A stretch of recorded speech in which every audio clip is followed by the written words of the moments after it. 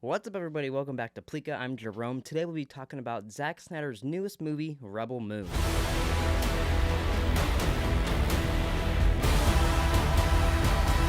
Rebel Moon Part 1, A Child of Fire. When a peaceful settlement on the edge of a distant moon finds itself threatened by the armies of a tyrannical ruling force, a mysterious stranger living amongst its villagers becomes their best hope for survival. Let's start positive with it. What were the positive things I liked about Zack Snyder's Rebel Moon? All the fun little Star Wars Easter eggs I really liked. There were so many. There was a slaver that was really good at talking to animals, and there was a guy who was basically he even gambled for the life of the slave and all that shit.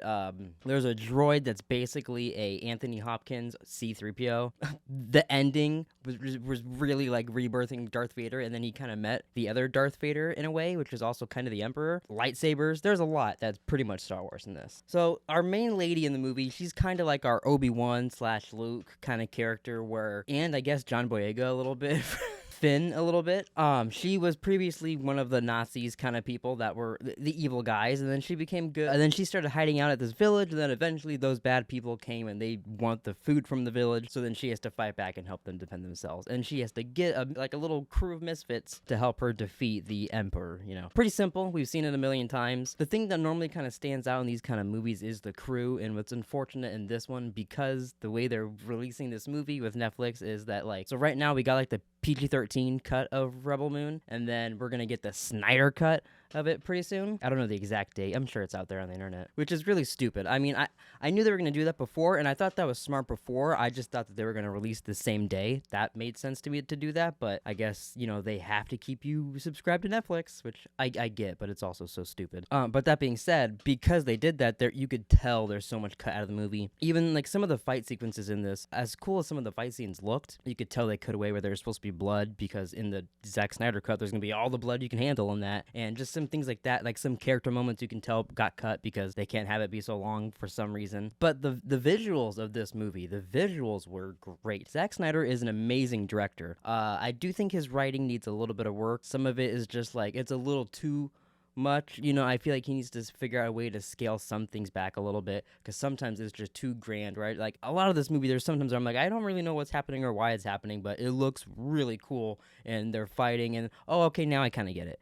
That's kind of how it was throughout a lot of the movie, and maybe I'm just stupid, but that's how I kind of feel a lot with Zack Snyder stuff. I'm is Zack Snyder a fucking genius, or am I dumb? What the fuck's going on here? But back to the crew. The thing that kind of sucks about this cut of the movie is that once you kind of get a crew member, and then they go to the next one, the other one kind of falls in the background. You don't really see them anymore. Don't really hear from them. Nothing cool happens with them. Other than the twist at the end of the movie with one of the crews, you kind of thought he was a Han Solo guy. He turned out to be a Lando. Other than that, I actually can't think of anything any of the crew did specifically in the end battle. Other than Ray Fisher, which I loved Ray Fisher in this. He's barely in it. But yeah, that was cool. I loved Ray Fisher in that. I remember his moment. His moment was cool. He did the whole, but he kind of won it for them basically. But other than him, no one really stands out. I really liked the C-3PO Anthony Hopkins. That was weirdly kind of a deer thing at the end. I don't know what that's all about. I'm assuming that'll be in part 2, obviously. I've also heard, interestingly enough, that this is somehow connected to Army of the Dead. I guess it could just be another planet where it was the Earth there got controlled by zombies and shit like that.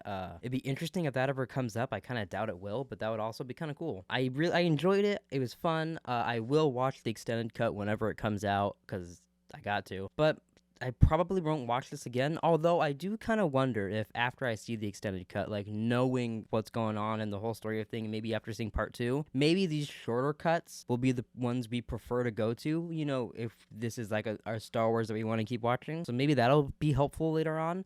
But it's also kind of weird because, by the time you have the second Rebel Moon out now, there'll be 4 Rebel Moons out if you do 2 cuts of each. And then imagine if there's 9 of these, there is Star Wars. There's going to be 47 cuts of every Rebel Moon. That'll just be stupid. That'll just be really stupid. I thought a lot of the planets in this were really cool. A lot of the other alien kind of creatures. There's kind of a squidish kind of people they go to that are kind of the Jar Jar-ish people of this movie. The one at the end was it felt kind of Marvel-ish, the ending area where they fight, where it's just kind of sky all over the place, but I didn't mind it too much. I did think the village area where they actually built the village too, how that looked and everything. Obviously, there was some CGI there with like the backgrounds and shit, but that looks really cool. I mean, like I said, visually this movie looks stunning. If you just like to watch really beautiful things, like beautiful looking movies, this is definitely one of them. I think Zack Snyder is really good at that. Yeah, but unfortunately, I think that's gonna be it. There's nothing else really stood out to me in the movie. Like I said, I enjoyed it, but I probably won't watch it much again until the extended cut comes out, and then we'll see how much I like that. I have heard that's like a completely different movie.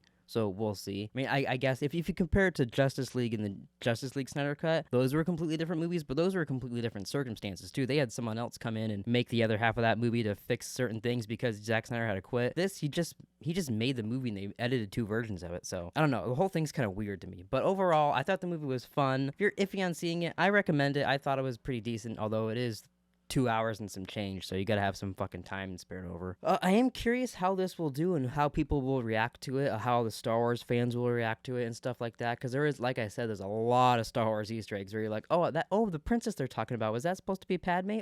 Is that supposed to be like a Darth Vader kind of thing? There was a lot of stuff like that was cool, but I don't know. We'll see what the response is online. I'm also curious what you guys thought. Comment down below what you thought of the movie. Maybe some more Easter eggs that you caught that were kind of Star Wars that I didn't catch. Let's do a slow motion sign off for Zack Snyder. Thanks for watching. Please like and subscribe. Catch you guys next time. God, I hope that was just as stupid as I thought it would be.